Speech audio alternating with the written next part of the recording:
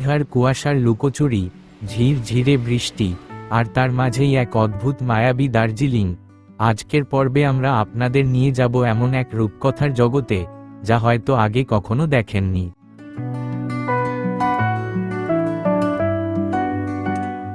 নমস্কার বন্ধুরা, আমি সৌরভ।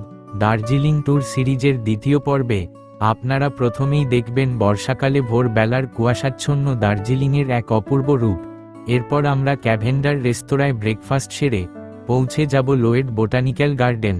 ঘন কুয়াশার চাদরে ঢাকা, বড় বড় গাছের গভীর জঙ্গলের এক অদ্ভুত মায়াবী আর গা ছমছমে পরিবেশের সাক্ষী হব আমরা, আর দেখাবো কিছু বিরল প্রজাতির অর্কিড।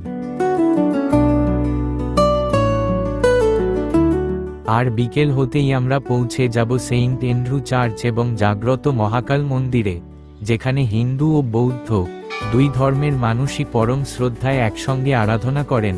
এছাড়াও এই পর্বে বোটানিক্যাল গার্ডেনের টাইমিং, টিকিট প্রাইস সহ সমস্ত ইনফরমেশন এবং সন্ধ্যায় দার্জিলিং মেলের জমজমাট পরিবেশ তো থাকছেই। তাই ভিডিওটি একদম শেষ পর্যন্ত দেখতে থাকুন, আর ভালো লাগলে চ্যানেলটি সাবস্ক্রাইব করতে একদম ভুলবেন না। চলুন সফর শুরু করা যাক।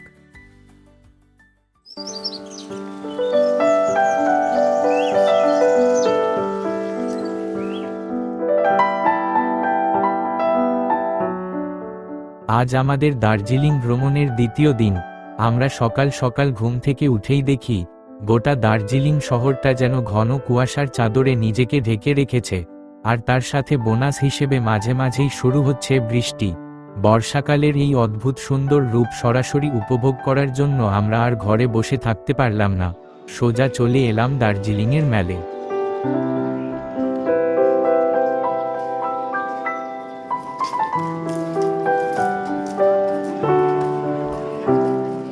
বন্ধুরা, একবার দেখুন চারপাশটা, পুরো চত্বরটা কিরকম সাদা কুয়াশায় ঢেকে রয়েছে।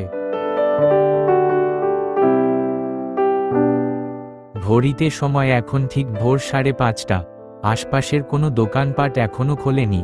চারিদিকের এই নিস্তব্ধতা আর পাহাড়ি ঠান্ডা কাটাতে আমরা ম্যালের মোড় থেকে এক কাপ গরম ধোয়া ওঠা চা খেয়ে নিলাম, আর তারপর এই ম্যাল রোড ধরে আমাদের মর্নিং ওয়াক শুরু করলাম।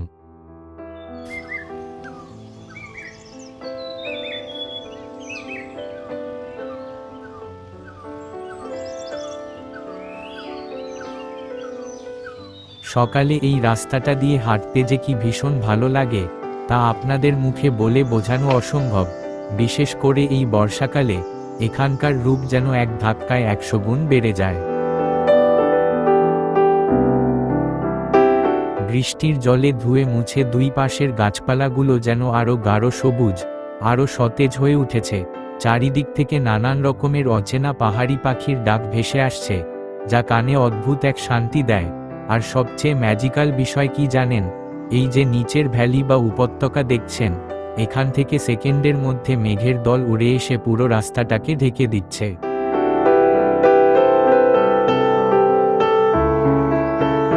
হাঁটতে হাঁটতে ভিউ পয়েন্টের সামনে পৌঁছাতেই আবার শুরু হলো ঝিরঝিরে বৃষ্টি। আমরাও আর ঝুঁকি না নিয়ে শেডের নিচে দাঁড়িয়ে পড়লাম। আপনাদের জানিয়ে রাখি, এই ম্যাল রোডের ওপরে মোট 3টি ভিউ পয়েন্ট আছে। আকাশ যদি একদম পরিষ্কার থাকে, তবে এই প্রতিটি ভিউ পয়েন্ট থেকেই কাঞ্চনজঙ্ঘার এক দুর্দান্ত প্যানোরামিক ভিউ পাওয়া যায়। কিন্তু আমরা তো এখানে বর্ষাকালের মেঘ ও কুয়াশার খেলা দেখতেই এসেছি, তাই কাঞ্চনজঙ্ঘা না পেলেও আমাদের কিন্তু আফসোস নেই।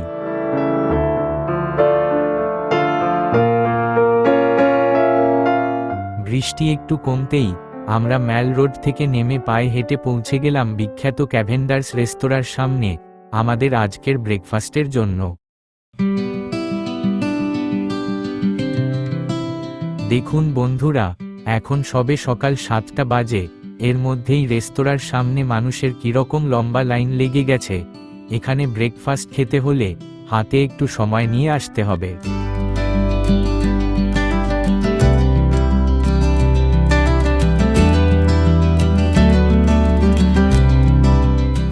অবশেষে দীর্ঘ 1 ঘন্টা অপেক্ষার পর সকাল 8টার সময় যখন ক্যাভেন্ডার্সের দরজা খুলল, আমরা ভিতরে প্রবেশ করলাম।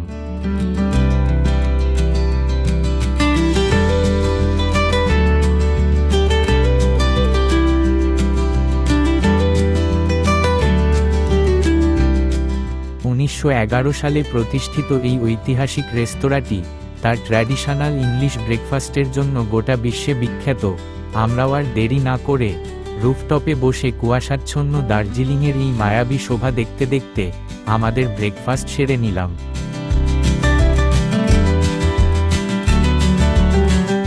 আমরা এবার পায়ে হেঁটে রওনা দিলাম লোয়েড বোটানিক্যাল গার্ডেনের দিকে। আপনাদের দূরত্বের হিসাবটা একটু দিয়ে দিই। দার্জিলিংয়ের ম্যাল চত্বর থেকে এই লোয়েড বোটানিক্যাল গার্ডেনের দূরত্ব প্রায় 2 কিলোমিটারের কাছাকাছি। রাস্তাটা বেশ পাহাড়ি এবং ঢালু, তাই পায়ে হেঁটে নিচে নামতে আপনার সময় লাগবে মোটামুটি 40 থেকে 45 মিনিট।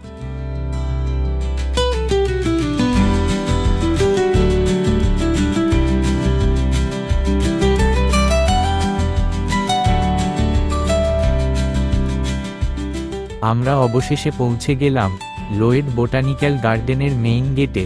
ভেতরে যাওয়ার আগে আপনাদের কিছু অত্যন্ত জরুরি তথ্য দিয়ে রাখি। এই লোয়েড বোটানিক্যাল গার্ডেন রোজ সকাল 8টা থেকে বিকেল 5টা পর্যন্ত সাধারণ মানুষের জন্য খোলা থাকে। আর হ্যাঁ, এর ভিতরে প্রবেশ করতে গেলে আপনাকে মাথা পিছু 20 টাকা দিয়ে টিকিট কাটতে হবে। আমরাও টিকিট কেটে নিলাম। চলুন এবার ভেতরের অরণ্যে প্রবেশ করা যাক।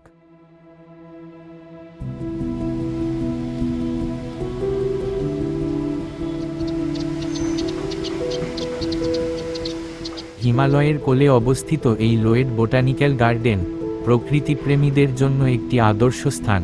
1878 সালে প্রতিষ্ঠিত এই বাগানটি প্রায় 40 একর এলাকা জুড়ে বিস্তৃত।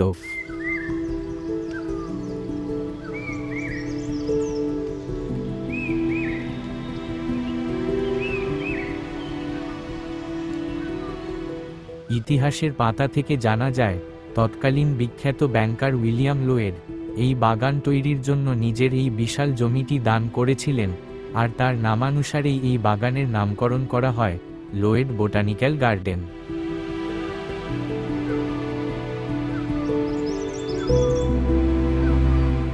যেহেতু এখন বর্ষাকাল, তাই পুরো বাগানে আমরা ছাড়া আর কোনো পর্যটকই নেই। বন্ধুরা দেখুন, ঘন কুয়াশার চাদরে ঢাকা বড় বড় গাছের গভীর জঙ্গলের এমন মায়াবী আর কিছুটা গা ছমছমে দৃশ্য শুধু বর্ষাকালে এলেই দেখা সম্ভব।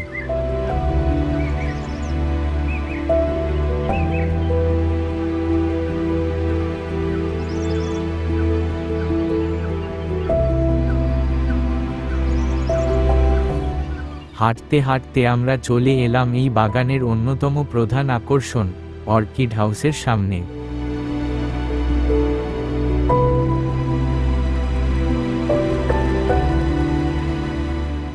এই বোটানিক্যাল গার্ডেনের মূল আকর্ষণ হল এর এই সমৃদ্ধ অর্কিডের সংগ্রহশালা। এখানে প্রায় 150টিরও বেশি প্রজাতির দেশি ও বিদেশি বিরল অর্কিড রয়েছে, যা দেখার জন্য পৃথিবীর বিভিন্ন প্রান্ত থেকে গবেষক ও পর্যটকরা আসেন।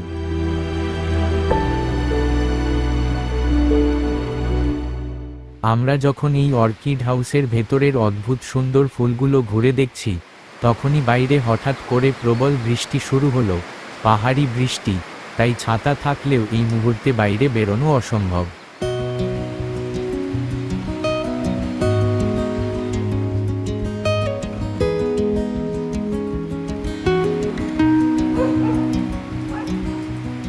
বেশ কিছুক্ষণ পর বৃষ্টিটা একটু কমতেই আমরা আর সময় নষ্ট না করে রওনা দিলাম গ্রিনহাউস ও কনজারভেটরির দিকে।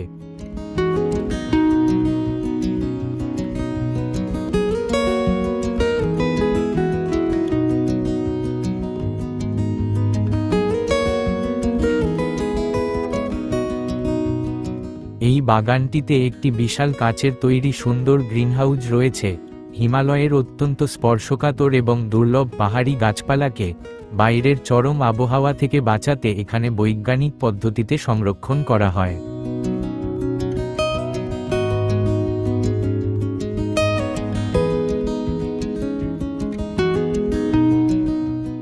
এর ঠিক পাশেই আমরা এলাম ক্যাকটাস হাউসের কাছে।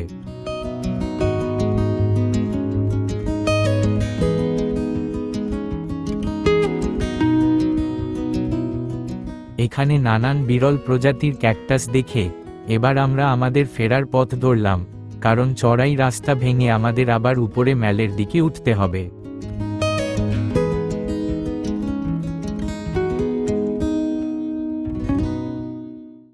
এখন ঘড়িতে সময় ঠিক দুপুর 2টো। বোটানিক্যাল গার্ডেন থেকে চড়াই রাস্তা ভেঙে উপরে উঠতে উঠতে আমাদের বেশ ভালোই খিদে পেয়ে গিয়েছিল, তাই আমরা আমাদের হোটেলের কাছেই অবস্থিত মহাকাল রেস্তোরাঁতে বসে লাঞ্চ সেরে নিলাম।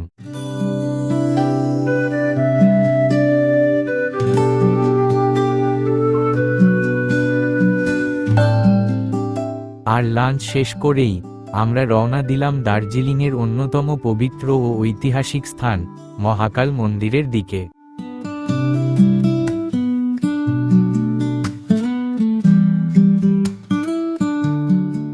এই মন্দিরে পৌঁছাতে গেলে কিন্তু আপনাদের একটু শারীরিক কসরত করতে হবে। পাহাড়ি আঁকাবাঁকা পথ ধরে অনেকটা উঁচুতে উঠতে হয়। আমরাও বিখ্যাত হোটেল উইন্ডারমেয়ারের পাশ দিয়ে পাহাড়ি রাস্তা ধরে ক্রমশ উঁচুতে উঠতে শুরু করলাম। কিন্তু পাহাড়ি আবহাওয়া কখন বদলায় কেউ জানে না। মন্দিরের একদম কাছাকাছি পৌঁছে শু স্ট্যান্ডে জুতো খুলে রাখতেই আবার শুরু হলো প্রবল মুষলধারে বৃষ্টি। আমরাও দ্রুত শেডের নিচে দাঁড়িয়ে পড়লাম। এখন বৃষ্টি থামা পর্যন্ত অপেক্ষা করা ছাড়া আমাদের আর কোনো উপায় নেই।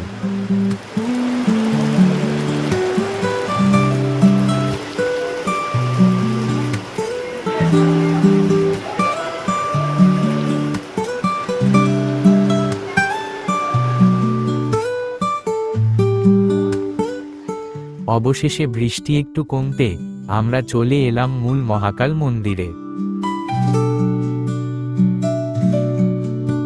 বন্ধুরা, দার্জিলিংয়ের পাহাড়ি সৌন্দর্যের মাঝে আধ্যাত্মিকতা এবং সাম্প্রদায়িক সম্প্রীতির এক অনন্য প্রতীক হল এই মহাকাল মন্দির। এখানে একই ছাদের নিচে হিন্দু ও বৌদ্ধ দুই ধর্মের মানুষই সমান শ্রদ্ধায় আরাধনা করেন।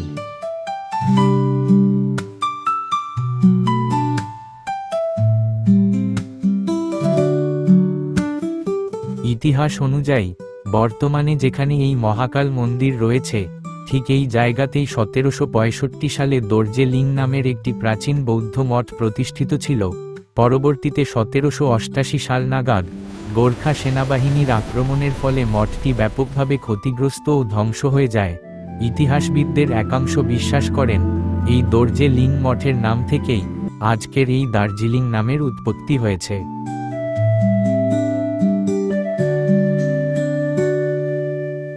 চলুন আমরাও মন্দিরের ভেতরে প্রবেশ করি।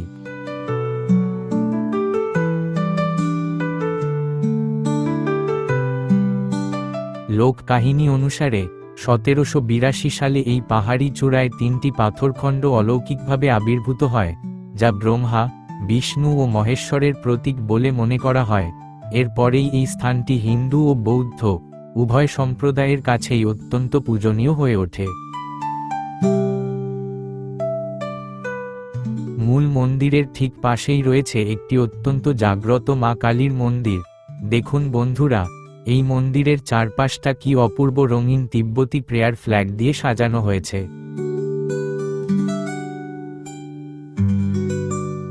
মহাকাল মন্দির দর্শন শেষ করে আমরা এবার পায়ে হেঁটে রওনা দিলাম সেন্ট অ্যান্ড্রু চার্চের দিকে।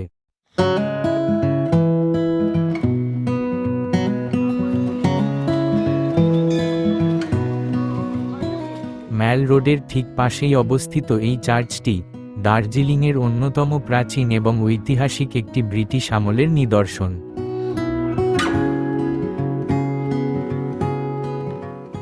ভেতরে প্রবেশ করার আগে আপনাদের জন্য এই চার্চের কিছু জরুরি সময়সূচি জানিয়ে রাখি।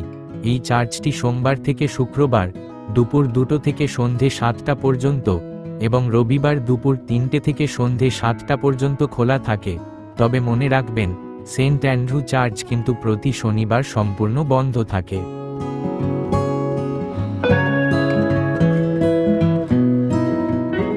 মূলত 1843 সালে প্রথম তৈরি হলেও এটি ক্ষতিগ্রস্ত হওয়ায় 1882 সালে পুনর্নির্মিত হয়। এই চার্চটি তার ঐতিহ্যবাহী প্রাচীন গথিক স্থাপত্যশৈলীর জন্য ভীষণ বিখ্যাত।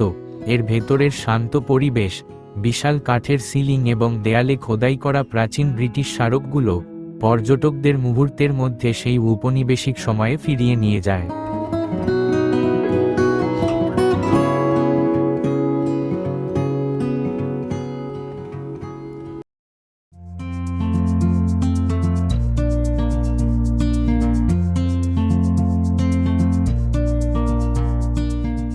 বিকেল গড়িয়ে সন্ধ্যা হতেই দার্জিলিংয়ের ম্যালের পরিবেশ কিন্তু সম্পূর্ণ পাল্টে যায়। সকালের সেই নিস্তব্ধ ফাঁকা ম্যাল এখন আলো আর মানুষের কোলাহলে গমগম করছে।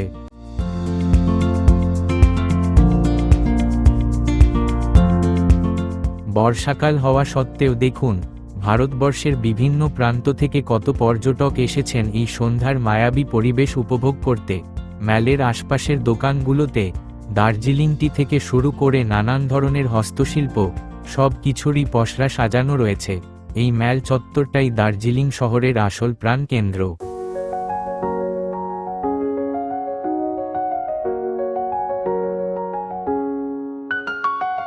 দার্জিলিংয়ের বুকে আমাদের দ্বিতীয় দিনটা যে কতটা দুর্দান্ত কাটল তা তো আপনারা দেখলেনই। তবে আমাদের এই সফর কিন্তু এখানেই শেষ হচ্ছে না।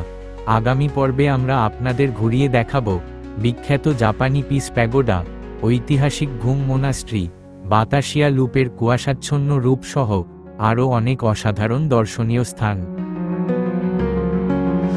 দার্জিলিংয়ের এই পর্বটি আপনাদের যদি ভালো লেগে থাকে তবে ভিডিওটি লাইক, শেয়ার এবং আমাদের চ্যানেলটি সাবস্ক্রাইব করতে একদম ভুলবেন না। আপনাদের সাথে দেখা হচ্ছে ঠিক পরের পর্বে। নমস্কার।